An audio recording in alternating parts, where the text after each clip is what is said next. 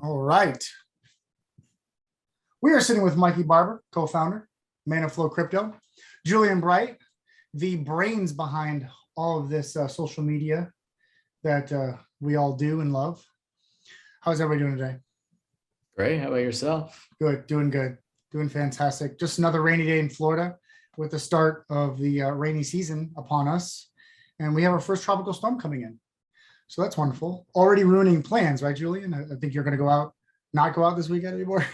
Yeah, I was planning on like camping in the Everglades this weekend, just get away from my computer for a little bit, just been spending my days just editing all day, every day. So nice camping trip would have been a solid reset, but the weather had different plans.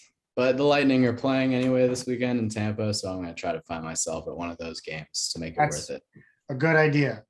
Little Lightning three-peat in the making. So yeah, that's exciting. Lightning ruining my Everglades trip, but the Lightning will still make my weekend. Of course. I love it. Very typical of being a Tampa Bay resident, right? Yeah, definitely. It's definitely what we're used to. I actually, I think about it all the time. Like me and my brother, when we were younger, we used to just skate all day, every day of the summer. And I don't get how he did it, because it's basically Russian roulette every day in Florida with just like a hurricane, not an actual hurricane, but hurricane-like weather just coming in for a couple hours. And also it feels like 130 degrees outside. And that's now I've grown up and become soft and can't be outside for more than an hour without dying. But when we were younger, I swear we would be outside for just like 8 hours. One big water bottle would do the trick and we'd be fine. Be back at it the next day. I don't understand. I play a lot of volleyball at St. Pete Beach. We're all over Tampa Bay, mostly at St. Pete Beach. And everyone always asks me, is like, why are you wearing a long sleeve hoodie? And it's not the typical winter long sleeve hoodie. It's like it's a sun repellent, water repellent type hoodie. It's really thin. Like, aren't you hot in that?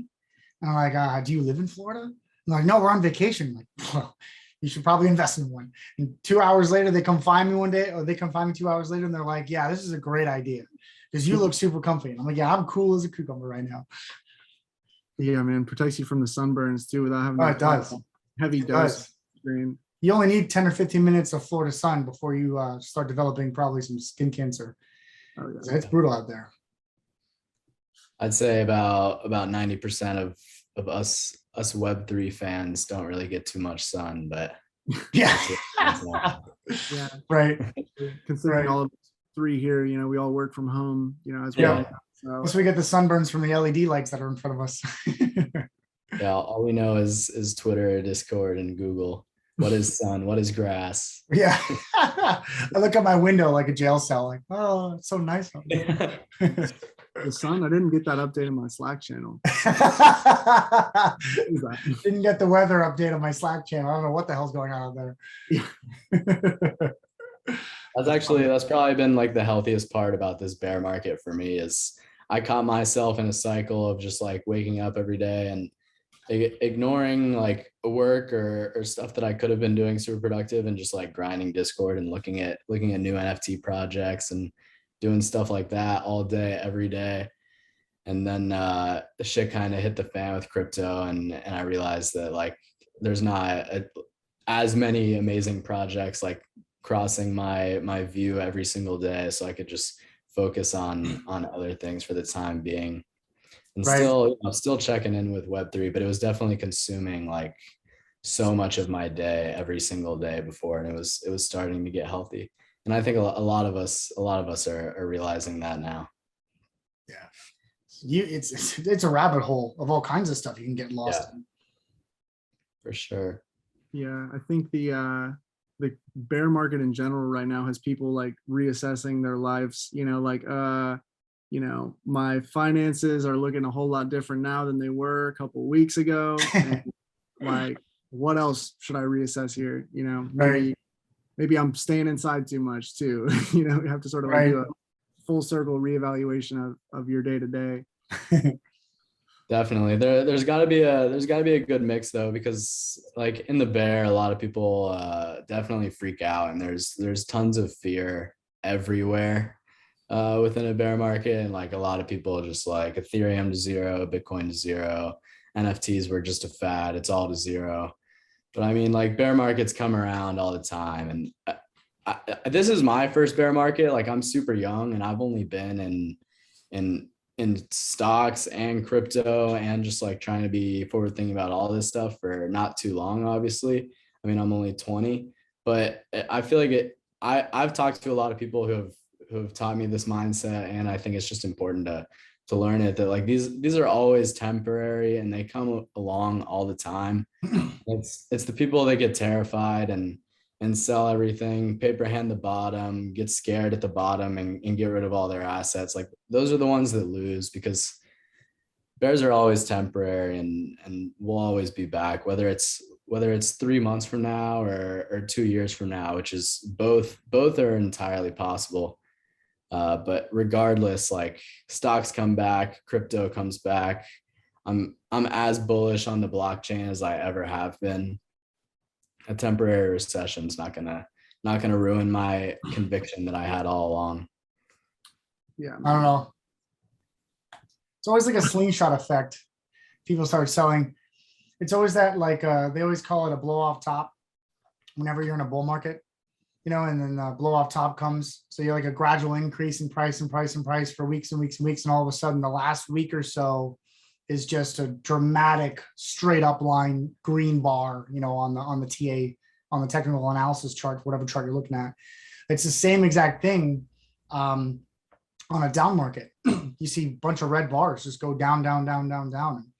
You're right. When people start selling at the end, it's almost like a slingshot effect as people start understanding, all right, well, this is a parabolic movement going downwards.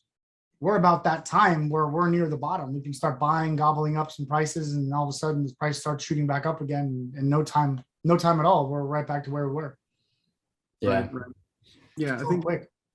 Super good point too. Another thing too, like the whole TA thing is like, I think people get so, and this is just my personal take, obviously, maybe it's because I don't have that great of technical analysis skills, but it seems like people get really, wrapped up and so assured in, the analysis and the conclusion they've come to, that, when things don't go as they planned, that plays a big factor in how much fear they're having at the downward trend of the market. Whereas, me personally, I like to hold for the long term. And then when there is major dips that I feel are only temporary, like personally in this time right now, I think this is a great time to buy, because I do believe that, it is eventually going to get back up to, where it was a few months ago and even beyond that. But yeah, I don't know. I think technical analysis is something that should be considered when you're investing. Again, this is not financial advice. Never thought I'd be the one saying that, but yeah, I think people get really, really wrapped up in it, and it can cause a lot of the fear and greed that we see. Yep. I don't think people should really get too caught up into it. I tell people, like in other videos that I've ever made, or even tell anybody else in life itself, the best thing you can do in any type of asset accumulation is just DCA. Simply just, if you can buy every day or every week or every month, more frequently would probably be best. But, if you could buy every week, $10-20 a week, and just do that forever, there's no down market or up market for you. Technically, there's no down market to you. The market's always going to go up, but there's always an up. There's always up and up and up. You're always going to be buying low. You're always going to be buying at the high, buying at the low. But when we know, if you're a true crypto guy and understand how blockchain works, understand where this crypto world is going, it's constantly going to go up and up and up. And when you DCA, it's just going to be you grabbing low prices and high prices throughout the entire cycle of the market. It's just going to constantly go up. I mean, that's what I've always been doing, and my numbers have never gone down more than what I've been putting into it. So it's been working for me ever since. Right. Yeah. Having a DCA strategy is almost like having a savings account, where like you put money in incrementally when you can, rather than, really trying to like buy the dip or sell when it's high. You can really buffer those major swings a lot better when you're implementing a good DCA strategy, like you're saying right now. Right. it's better for your mentals too, because you can get really tied up in the short term if like you're holding like a stack of cash that you're ready to throw into a stock or Bitcoin or Ethereum, and you think the bottom is in and you think you have the best price, and then you throw all the money in, and then a week later it's down $100 and you're like, damn, I missed it. Like that wasn't even the bottom. It's only lower now. I think it's just better for your mentals to just incrementally put stuff in, whether it's like 10% of your paycheck or whatever it is. But yeah, I mean, my thought process when I first got into crypto was never like get rich quick. Like this is going to go from 2 cents to $5 and I can just have a bunch. I mean, I've only bought like what I think are the blue chips in Ethereum, Bitcoin, and AVAX. Again, like not financial advice. I'm just a stupid 20-year-old that has some conviction in some things. But when I bought, it was always long term. Like I think for everything, like I want to buy something that I don't plan on touching for at least the next 5 years. And then when that 5 years comes, I hope I am financially stable enough to add another 5 years to that, and then so on and so forth. So when a bear market comes like 2 years down the line, like I recognize when I buy that there's going to be bumps in the road, but in the long term, like with my conviction, it's going to be up only. And of course, like along the line, my conviction will be wrong about a lot of things, but the goal is to always just have more right guesses than wrong guesses. I mean, look at the S&P 500, for example. That's been going up for ever since it started. Yep. Right? Has its own little dips and valleys, increases and whatever, whatnot. But over time, it's been gradually going up. And that's always a surefire bet. Right. I There's think been big dips like this all the time. Like every 5 years ago. People like to tell me all the time too. They're like, yeah, like we're not really interested in the crypto market because it's so volatile. Things move around so fast. But like, I can't do it right now, right this second. But like, there's so many comparable moments between the stock market and crypto market.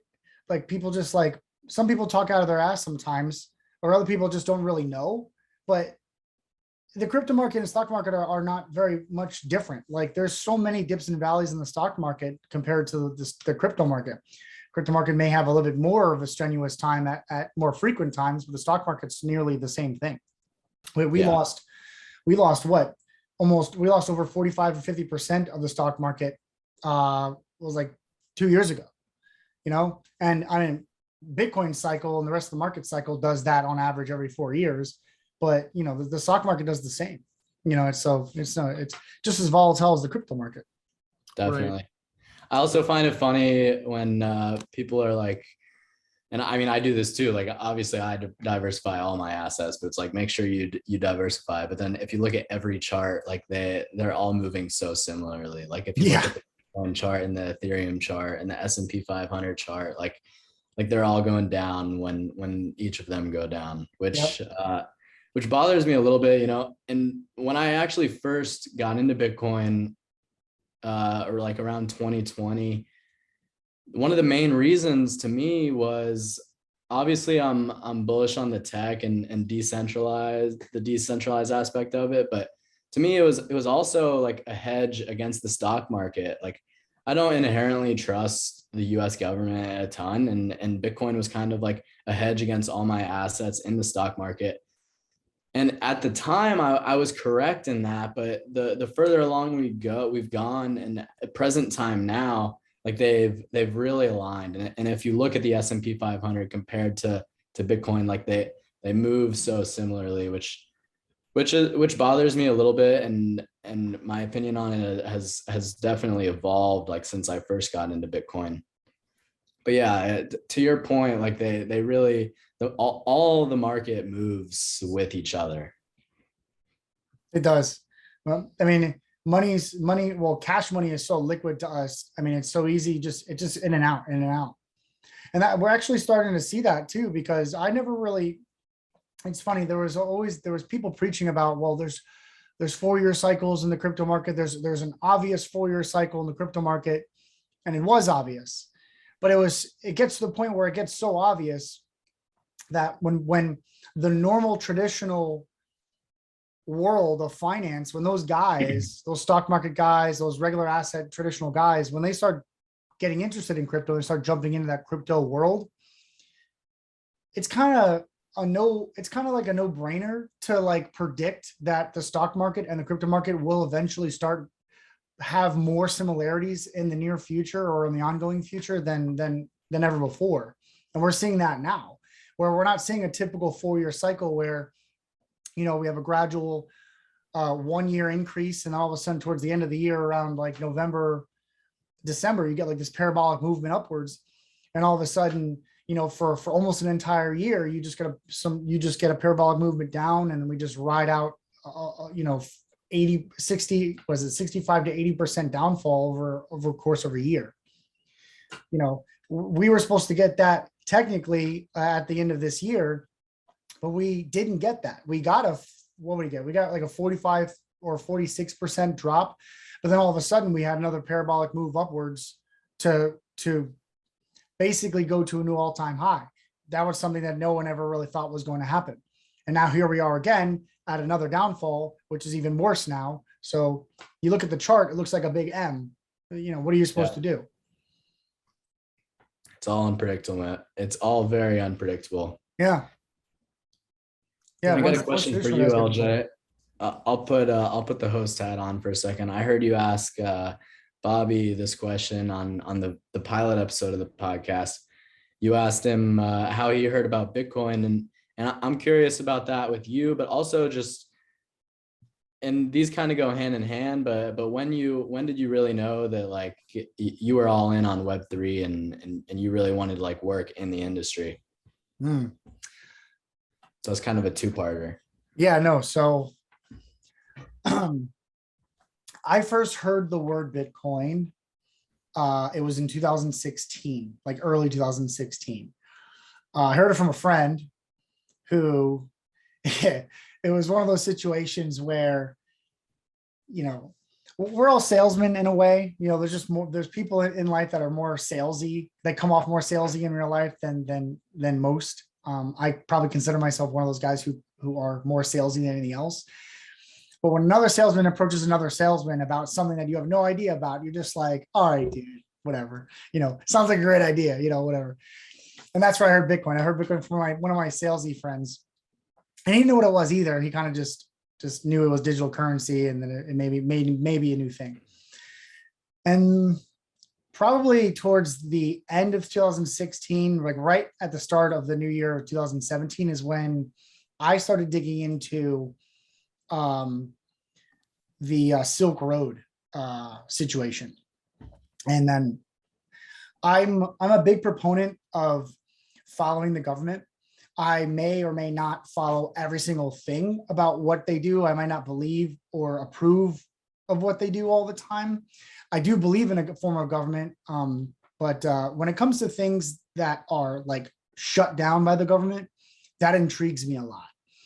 Ever since college, I've done a lot of projects and research in college when it came to researching what businesses were shut down and why, and reasons why, and et cetera. And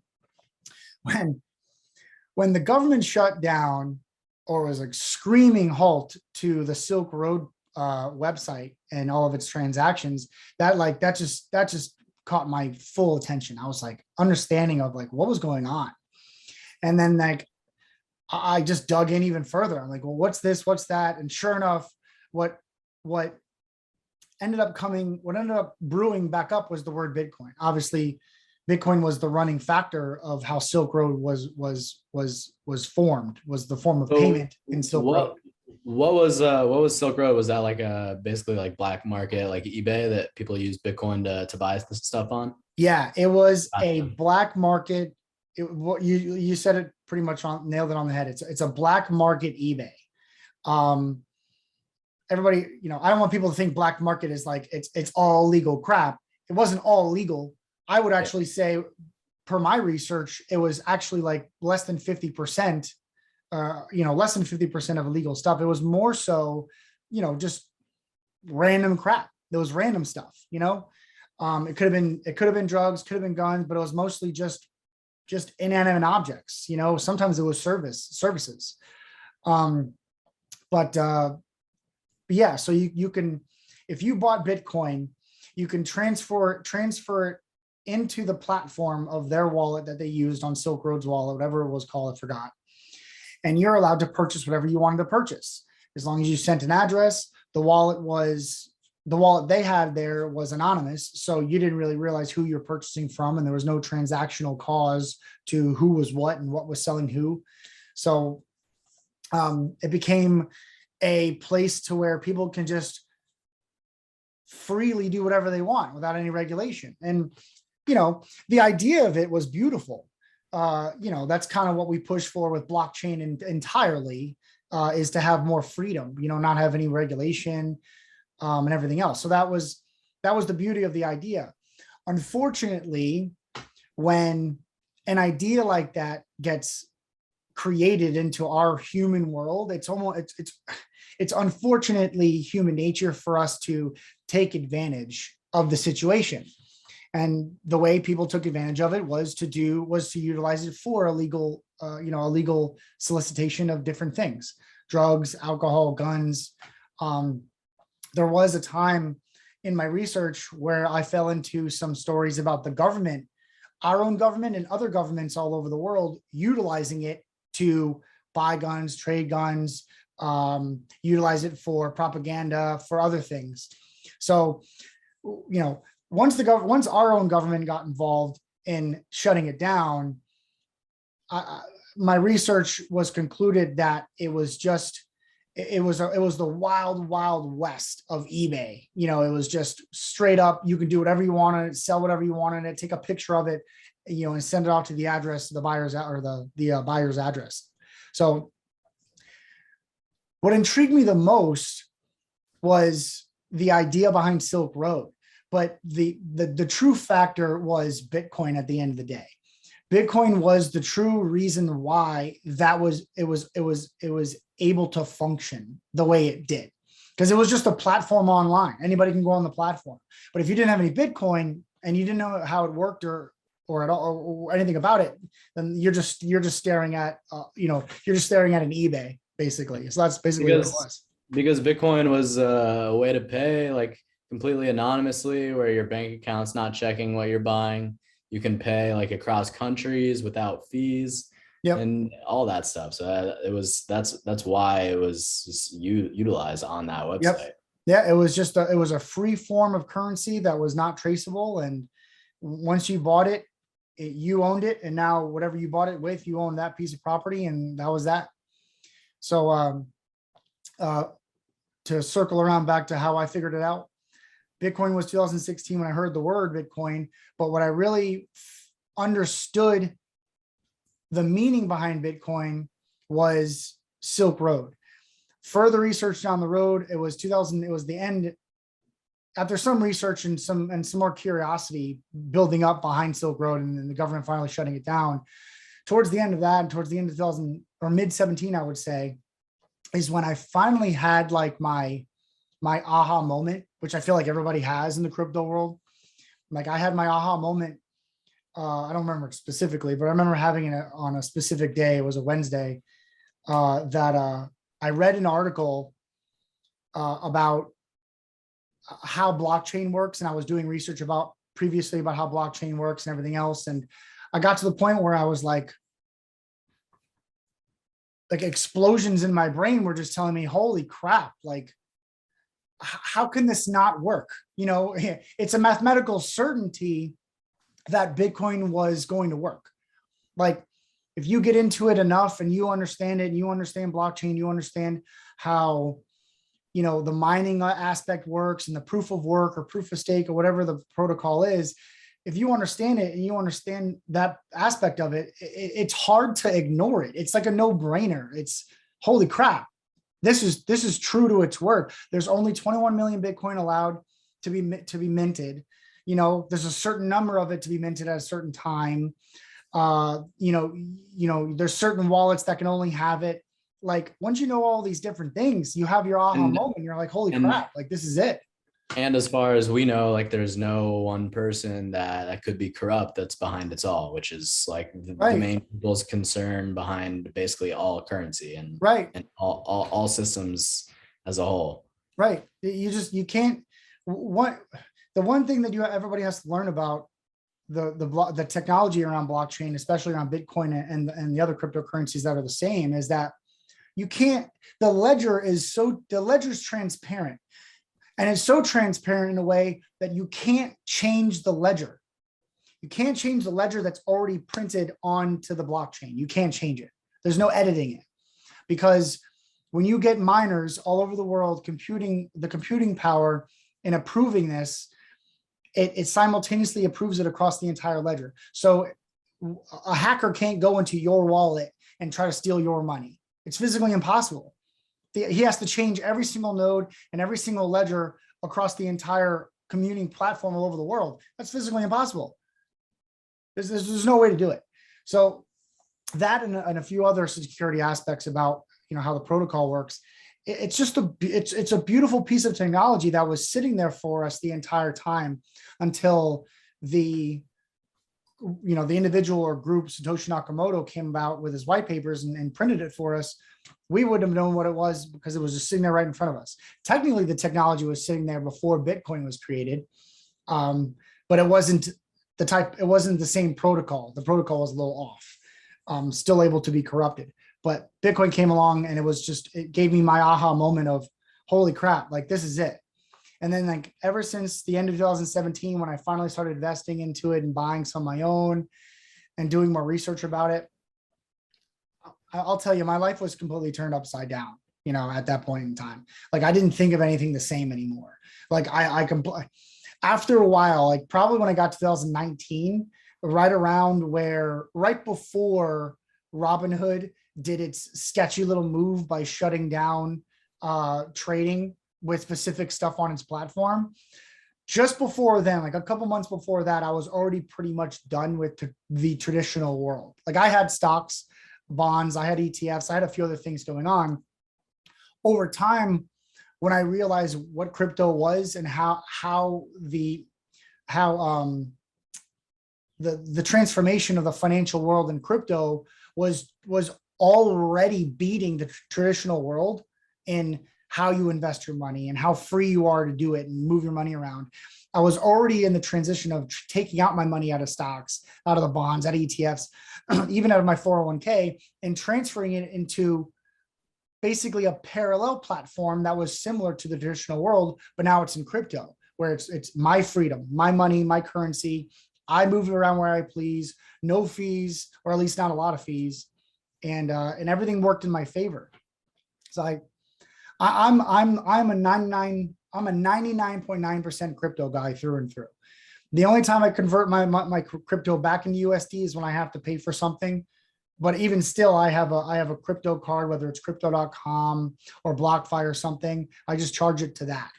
So, there's not many instances where I use cash anymore. People know me as not having cash anymore. I was at an art exhibit in Miami, actually, that you could pay for everything in Ethereum. It's pretty cool. Although I couldn't imagine buying a drink like when the Yuga land was minting and being like, oh, I had to spend $6,000 on gas to get this glass of wine. That's the same joke about that pizza guy, or the guy who bought pizza for was 99 Bitcoin or something like that, or God, yeah. whatever it was. Yeah, I'm sure. I mean, there's so many horror stories. I actually, I joke all the time. Like, I wish I was like 4 years older, because I know that, like, if I wasn't 14 in 2016, like I would have been dipping my toes into all this stuff that you were just saying, because like around that time, like I was on Rocket League, like random ass forums, like trying to sell my wheels for like $30 through PayPal. And like, I've got a bunch of older friends that played RuneScape and stuff, and they had to use Bitcoin for that kind of stuff. But I say I wish I was older because I know I would have gotten into it earlier. But then I also know that I definitely would have been one of those people that had like 13 Bitcoin on some wallet on some laptop that I threw away years ago. Right. And you're searching for it in the landfill somewhere. Yeah, so maybe it's a blessing and a curse. Yeah, I think I tell people this because this is true, even though I don't know the exact number, but I know that I at one point had 21 Bitcoin in total at one point in time. And lost a seed. Oh yeah, I lost all of it. Yeah. Oh, I didn't lose it. I didn't lose it. I sold it. I sold it right after the first cycle. Yeah, well, my first cycle, which was in 2018, I think it was. So small fortunes, and then they just disappear, and then all of a sudden you add it up to what it is now, and it's like millions of dollars, and you're like, well, I'm not doing that ever again. Yeah. I'm holding on to my Bitcoin for the rest of my life. Exactly. Build some generational wealth. Just, by the time you're retired, like you have that massive stockpile of not even that much Bitcoin, but the USD equivalent, is just like astronomical. It's amazing.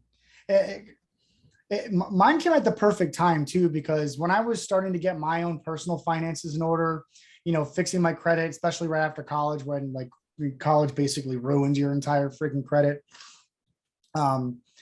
Fixing my credit personally, starting a business. I was learning financing much more, and getting more mathematical. It's around the same time where I was starting to get more invested in crypto and understand how it all worked. And at the same time, I'm learning the traditional way of how to finance. I'm learning that I'm taking that and transferring into the knowledge of crypto. Okay, well, like what's similar? What's this? What's that? And it was just amazing how in the crypto world, you can loan yourself your own crypto and still gain the value of the crypto that you hold. For instance, if you had like $100,000 in like BlockFi does a good job of doing BlockFi, and a few other services do it.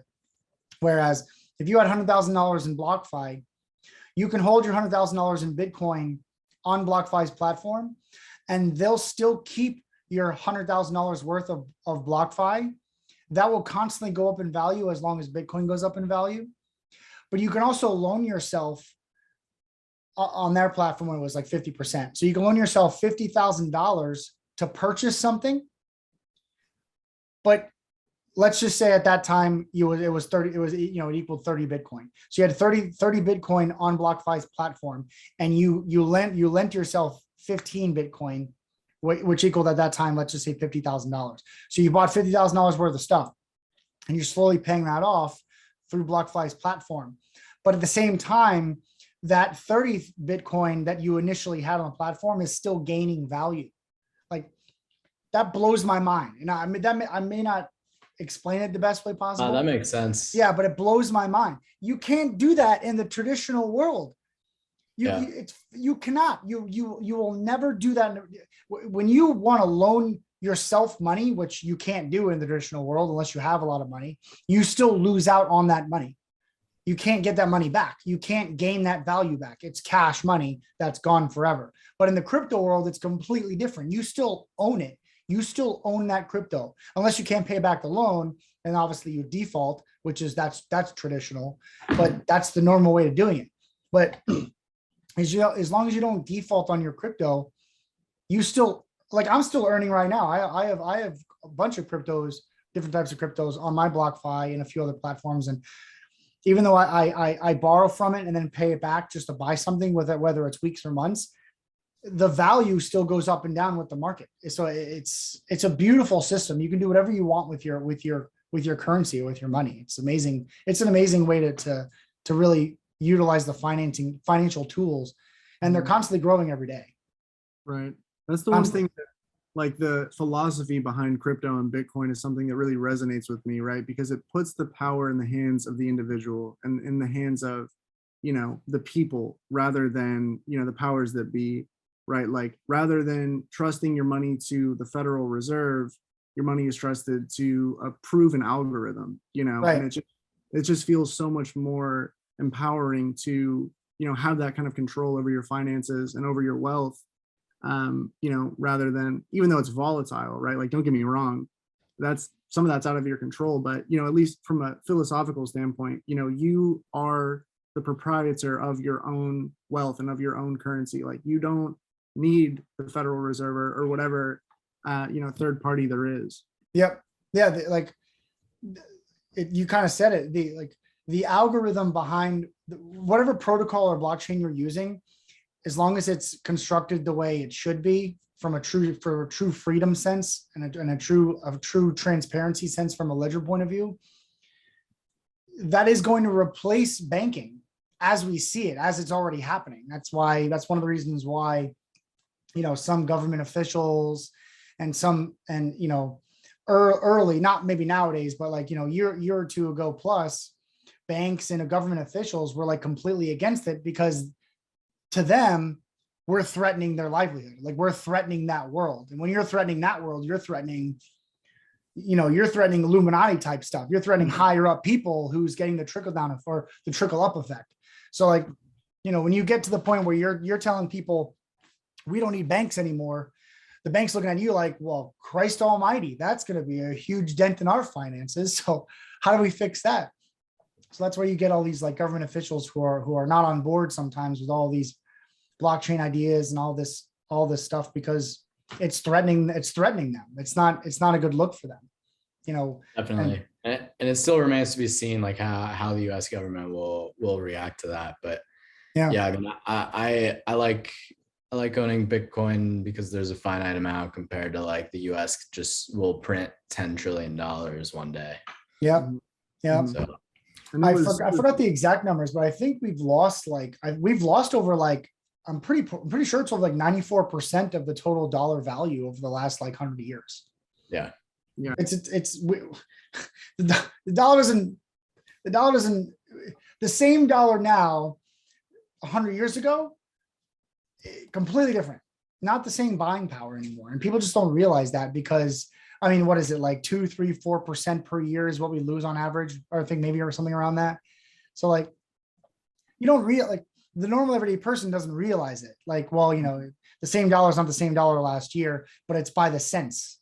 But if you look at it over a 100-year span, we lost almost a full dollar of value. I think it's like 92 or 93% of loss. Right. And look at 2020 or 2021, right? Like the amount of inflation that happened and the lack of buying power that people have compared to what they did even a year ago is pretty, significant, right? Like it's definitely worthy of note.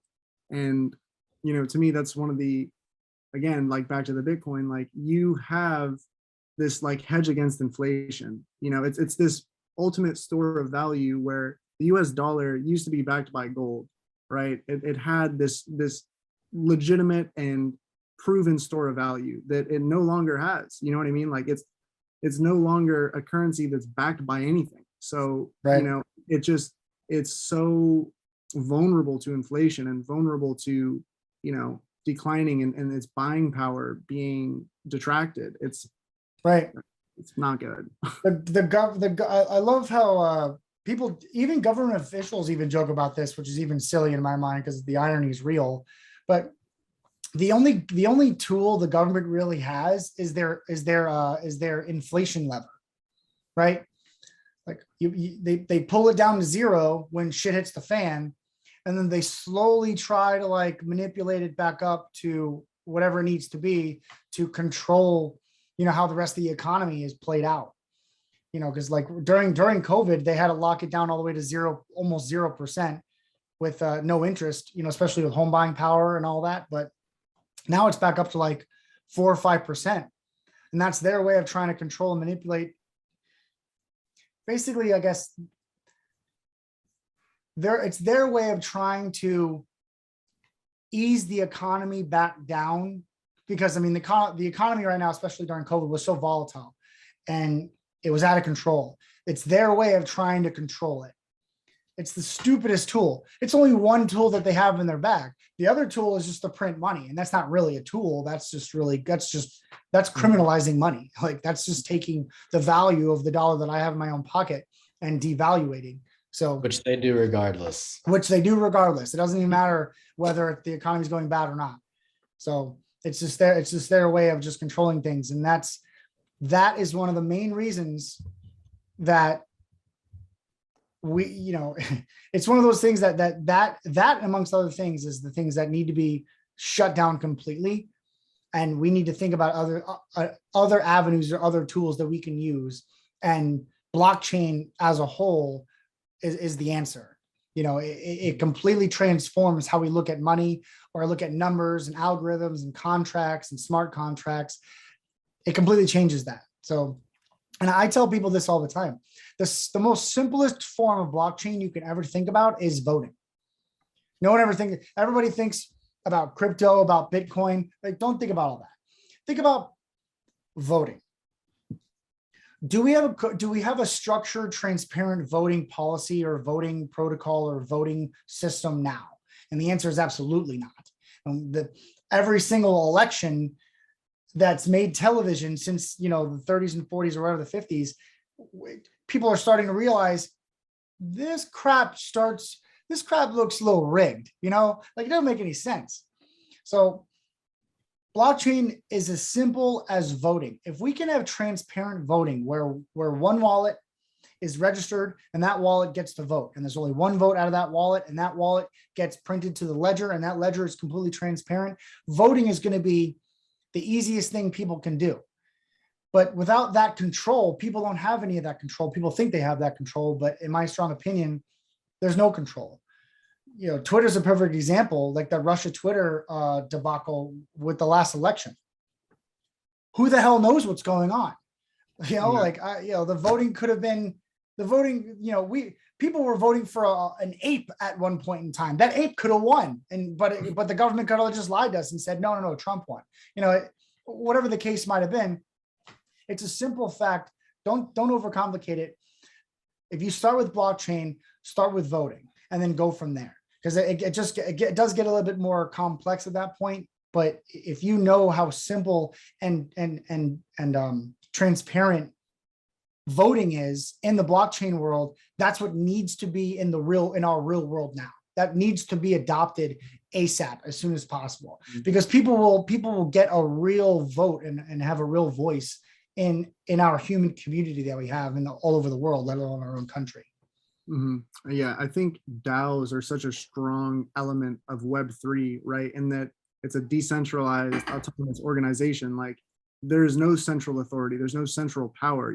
These people voting on everything that's happening within this community. It's like complete and utter democracy, right? Like, that speaks to stuff the founding fathers of this country, to an extent wanted. Obviously, they wanted some sort of central authority, right? Like, we understood we needed government, right? And to an extent, like you were saying, some form, right, is needed. But yeah, it's just, I think technology in its core always serves to solve a problem that society is facing, right? Whether that's a convenience issue or whether that's a security issue, whatever it may be. And I think blockchain and all of its capabilities it is eliciting a revolution amongst, people's thinking about how things work in this world and how this world should work. Like, you're just bringing up this point about voting, and like, that's a perfect example. And blockchain enables things like DAOs, and it opens people's minds to how things could be and how things should be. And it is solving a lot of these issues, and we don't really see the full impact of it yet because it's such a new technology, but it is really solving some of these issues that are core problems that society is facing en masse right now.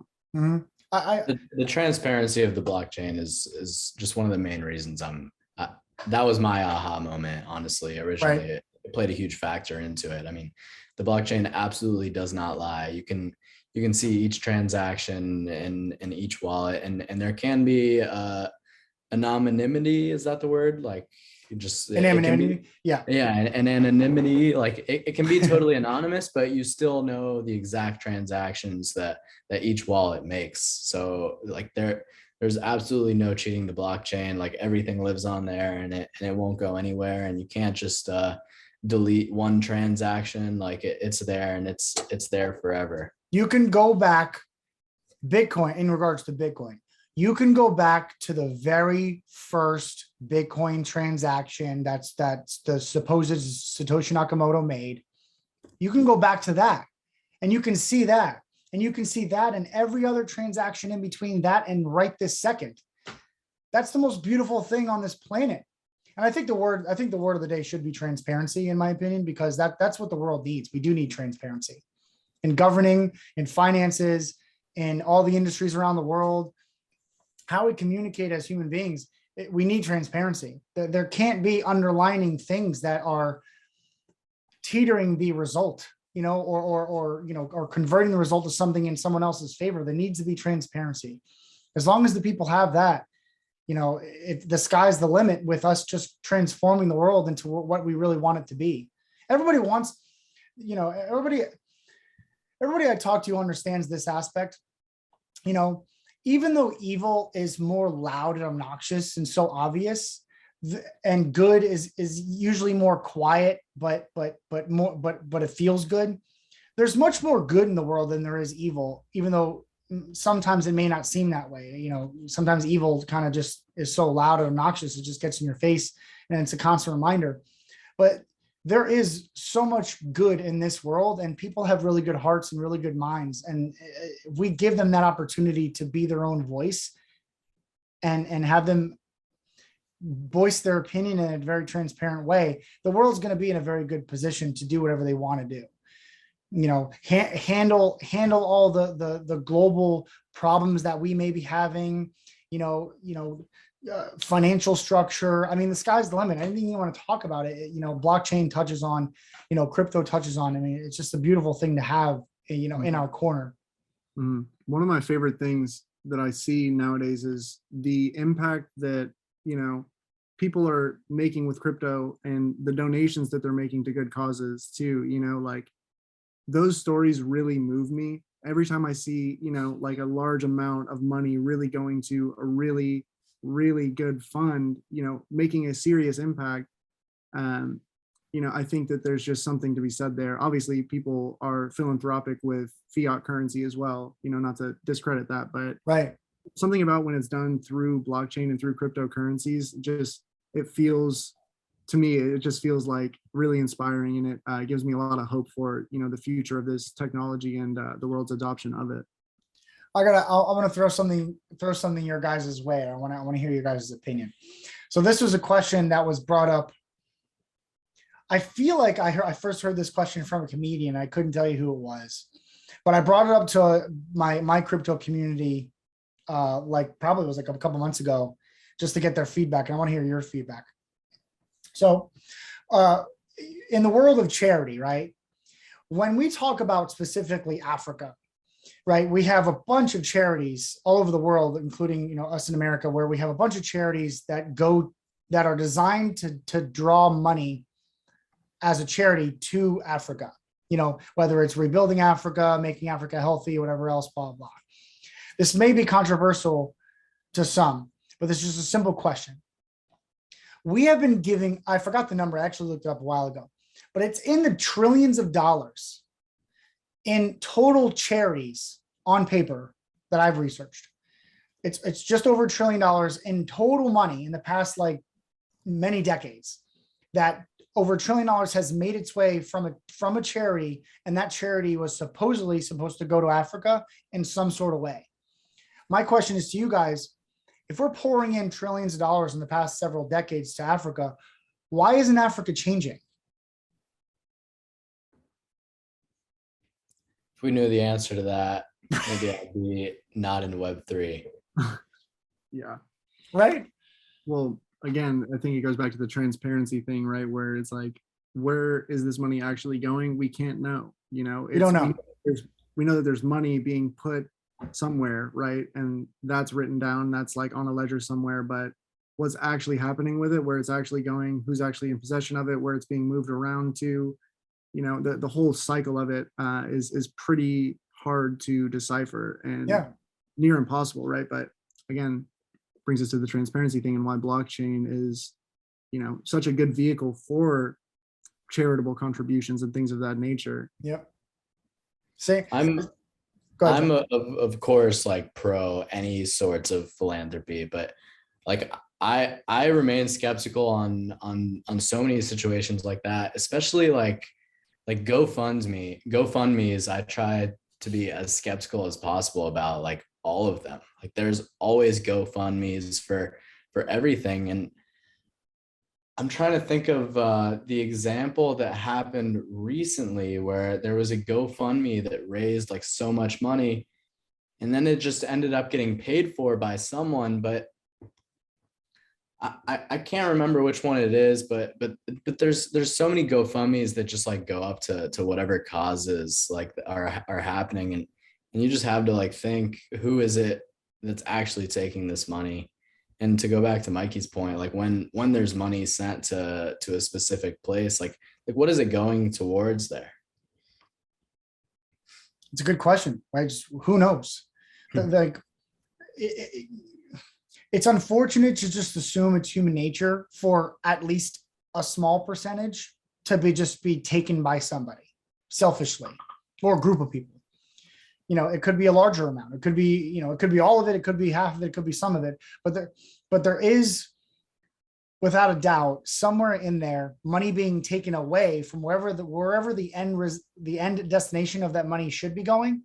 It's not getting to that destination, right? I mean, and this is happening all over the world. It's not just Africa or any specific charities. You know, I'm sure some charities out there are really true to their word, but like, we don't know where this money goes. Like we don't know where all these things go.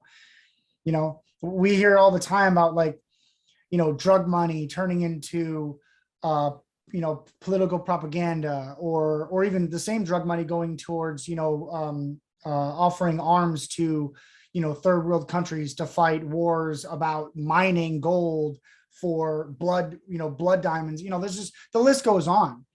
And all of this stuff that we're talking about is not just to bring it up because it's all, you know, Debbie Downer crap. It's related to what we're talking about when it comes to blockchain and, you know, and crypto and everything else. Like this stuff is going to change that stuff forever. It's not going to be that way anymore. People need to start waking up and start realizing and start doing their own research and start investing into this and start building their own businesses. And like, this is like, it is like, to me, it's like pre-.com era where it's like, we're still warming up like this. Even though Bitcoin came out, you know, 10, 11 years ago, Bitcoin's not the end all be all. There's other cryptocurrencies out there that could surpass Bitcoin, you know, at the end of the day. Definitely. But the technology itself is there. The technology is what needs to be, what's the word? Like, it needs to be injected into our everyday society in many, many different ways. It's not just finances. It could be anything: voting, finance, real estate, cars, how we communicate. You know, there's so many different things that we can use it for, and we need to get there faster. You know, I know that we're all taking our time with it, and the government's really trying to figure out what the hell this is, and they're just poking a stick at it and asking what the hell this thing does. The government's not stupid. They know what it is. They're just purposely slowing it down because they want to hold on to their control of whatever control they have right now. They don't want to lose that control. And it makes sense. And I don't think they'll ever give it up, by the way. I don't think they'll ever give it up. That's not something that I would remain optimistic on, that no way. That like Bitcoin or any crypto will just take over everything. Like the US government will never give that up. It'll always be their currency, or they'll make their own crypto that they control and is not decentralized. Every time, it's funny, every time I talk about this specific topic, I always think about Star Wars. I always think about Star Wars. I mean, there's other movies have the same premise too, but Star Wars was one of the biggest because there's Darth Vader and the dark or not dark magic, but you know, the dark Jedi world where Darth Vader, I love talking about this. Darth Vader's number one reason why he was converted to the dark side wasn't because of power. You know what it really was for? It was for saving lives. If you're a true Star Wars fan, you would know this. The number one reason why he wanted Darth to learn Vader the powers slaughtered of the dark youngins. side. What? Darth Vader also slaughtered like 14 youngins.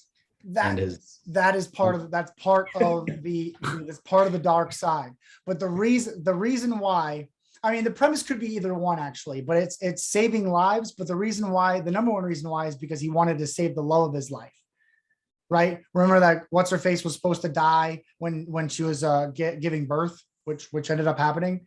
He wanted to save her life, so he wanted to learn the dark forces in order to do that. And that's what he wanted to do, and that's why the dark side was, and that's why the empire was created, and that's why the empire took advantage of those powers, because the empire went sideways on taking too much control over what Darth Vader didn't even want.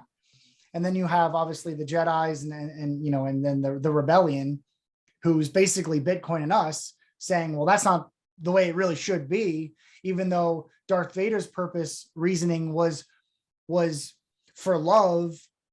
Ours is for the well-being of human society as a whole. And people lose their path sometimes, and that's essentially what happened in Star Wars. But there's good, bad, and there's the ugly, and we are the revolution. Like that, we literally are the revolution compared to what we're dealing with for the past several decades of governing and just the bullshit that we've been dealing with. We are the revolution. This is the revolution, and people need to wake up and finally understand this stuff. No, I want to go back to you go ahead, Mikey. Oh yeah, I was just gonna say, I think you're right, LJ. Something too that I think really goes along with what you're saying with the analogy of Star Wars and Darth Vader having not necessarily bad intentions when he, converted to the dark side. The same argument can be made for, the Federal Reserve and for the government as a whole. One of my favorite thinkers in the space of crypto is Robert Breedlove, and he doesn't have anything against, or he doesn't impose any suppositions on the government or their ill intention, right? He just knows and feels as if they're doing a poor job in many regards, and that cryptos can provide a solution to a lot of the problems that are brought up by the Federal Reserve's mistakes or the government's, poor decision making. And it's not always right to assume that it's coming from a place of bad intention, but you can look at the situation for what it is and realize that there are issues that can have resolution. Right. No, absolutely. I want to go back to your point too about like how Bitcoin could easily just not be the number one crypto in 10 years. And I feel like that's important to like remind yourself. And like me, my conviction is I've got conviction on Bitcoin, I've got conviction on Ethereum, but my main conviction is just on the blockchain, because if we look at the past, like the way things evolved, things changed so much. Like someone could have had all the conviction in the world on the first phone, be like, wow, this is going to change the game. But you don't know what company made that giant like first phone. It evolved so much. And then we got the iPhone, and we got Samsung and all that. And that's bound to happen again. Like I know for a fact 10 years from now, the blockchain will still be around and crypto will still be around. Yes, 100%. But like OpenSea could totally just not be around anymore. Like OpenSea could lose a 3-1 lead, just like Skype lost a 3-1 lead to Zoom, and then Zoom took over Skype. Like that's bound to happen, and the metas are bound to change, and different companies are bound to create new technology in this space, and it'll evolve so much. But we're early, so it doesn't matter. And if you evolve in the space with it, then and that's where you win. Yeah, if people just have to get more involved. I mean, if people are worried about money, the money's there. I mean, I don't think many true crypto investors don't complain about their investments, because they always know that that's constantly going to go up and it's constantly going to accumulate. There's no worry there. But then we're worried about what businesses can be created. Well, thousands of them are being created every single day. Well, maybe not every day, but thousands are created, frequently, and it's getting more and more and more to where there's more DAOs, more DAOs being created. There's more blockchains being created for different reasons. I mean, there's so many things that we can say about it. I mean, if anything, we need to have more structure with these conversations to talk about different topics, because we can just jump ship and go to another topic all day, every day, because blockchain really does touch on everything. It's kind of tough. You can't just talk about finance, or voting or politics. Blockchain touches on everything. There's not nothing it doesn't touch on. It's amazing. Yeah, we didn't even Amazing. really get into like NFTs at all. You know, we Yeah, just like brushed on them, but like that's Yeah. a whole nother wormhole, right? Let's save that for Yeah. another recording then. And another one of the main reasons I got into it was just like the power it gives artists, which is all NFTs. And that was kind of intertwined with crypto. Like I joined both at the same time. But Imagine this. Imagine if you had a song, right? If you had an artist, a music artist, and I'm going music for a second. Imagine if you had like if you bought, for instance, T-Pain's very first a cappella song that made it to his album, and you bought that as an NFT. Not only would he have his own financial being of making his own money because the money would go directly to him, but if you own part of that NFT, you're technically a part investor of that song. So if that song sold over, millions of copies and everybody bought a piece of that NFT, you would get a piece of that pie too. Just imagine that for a second. Or in this world right now, there's music being created and they're being converted into NFTs. And then people, everyday Joes like us, are able to buy them.